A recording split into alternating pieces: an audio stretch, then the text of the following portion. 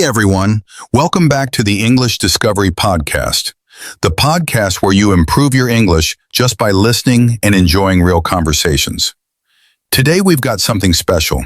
We're talking about Mount Fuji in Japan, one of the most beautiful and iconic mountains in the world. And with me is Sarah. Hey Sarah, how are you today? Hey Mark! Hi everyone! I'm doing great, thank you. I'm super excited about today's episode because Mount Fuji is, wow, just amazing. It's one of my favorite topics. Nice. I love the energy already. All right, let's jump right in. So Sarah, for anyone who doesn't know, what exactly is Mount Fuji?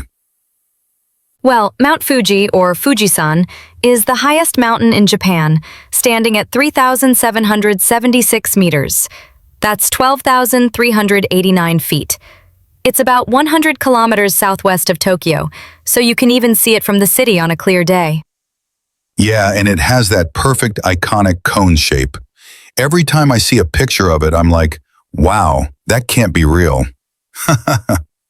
Same. It looks almost too perfect. And fun fact, it's actually an active volcano. The last major eruption was in 1707, called the Hue eruption. Active volcano? Okay, now I'm not sure whether I want to climb it anymore. Don't worry, it's safe. Scientists monitor it closely all the time. All right, vocabulary time. Just repeat with us. Ready? Peak. Volcano. Breathtaking. Sacred. Pilgrimage. Example sentence. The view from the peak is absolutely breathtaking. And climbing Mount Fuji is considered a pilgrimage by many people. So Sarah, rumor has it, you actually climbed Mount Fuji yourself. True or not true? True. I climbed it about 2 years ago, and honestly, it was one of the best experiences in my life. Tell us everything. Well, we started climbing in the evening so we could reach the top before sunrise. A lot of climbers do that to see a sunrise called Goraiko, meaning the arrival of light. Mark, impressed.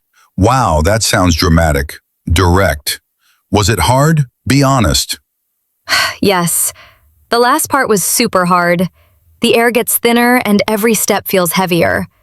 There was a moment when I thought, why am I doing this to myself? Relatable. Totally relatable. But then, when the sun came up, oh my gosh, it was magical. Everyone stopped talking and suddenly it was quiet.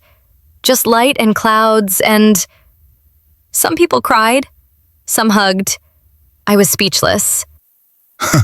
You're making me emotional right now. Okay, if someone listening wants to visit Mount Fuji, what's the game plan? Super easy. Just take a bus or train from Tokyo to Kawaguchiko. It's a lake area with one of the best Fuji views. Oh yeah, I've seen pictures. Breathtaking reflections on the lake. Yep, and you can stay at a ryokan, a traditional Japanese inn with hot springs. Hot springs. Okay, now I'm going. You would love it. Mount Fuji has inspired artists for centuries, right? Absolutely.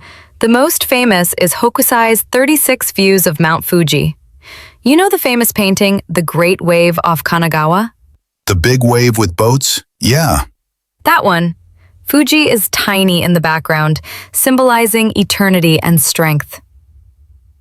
Tell us a legend. I love legends. All right. In ancient mythology, Mount Fuji is linked to Konohana Sakuya Hime, the goddess of volcanoes and blossoms.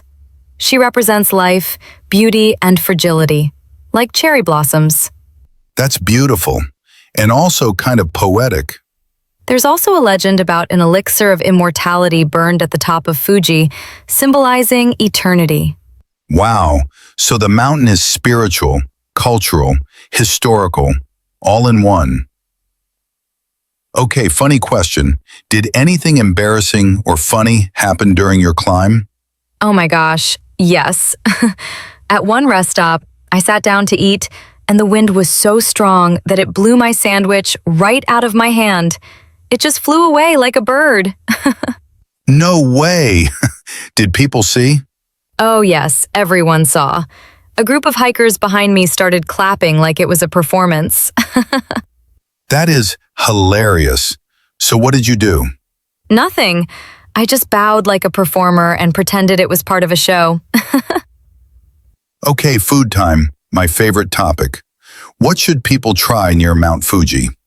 Definitely Hoto noodles and black charcoal ice cream. It looks weird, but tastes great. Black ice cream? That sounds strangely cool. Also ramen sold at high-altitude huts. Tastes like heaven when you're freezing. Everything tastes better when you're exhausted. Best places to see Fuji without climbing. Lake Kawaguchiko, Chureito Pagoda, Hakone Ropeway, and Shiraito Falls. Sounds like a dream photography trip. It is. Many photographers wait hours just for one perfect moment. Sometimes Fuji appears. Sometimes clouds say, "Not today." The drama of nature. What did climbing Fuji teach you? It taught me patience. Progress matters more than speed. When you're struggling, look up. Everyone else is struggling too. Nobody climbs alone. The mountain is a teacher. That's powerful. Okay, listeners, answer out loud. How high is Mount Fuji? What is Goraiko? When is climbing season? What does Fuji symbolize? What life lesson did Sarah learn?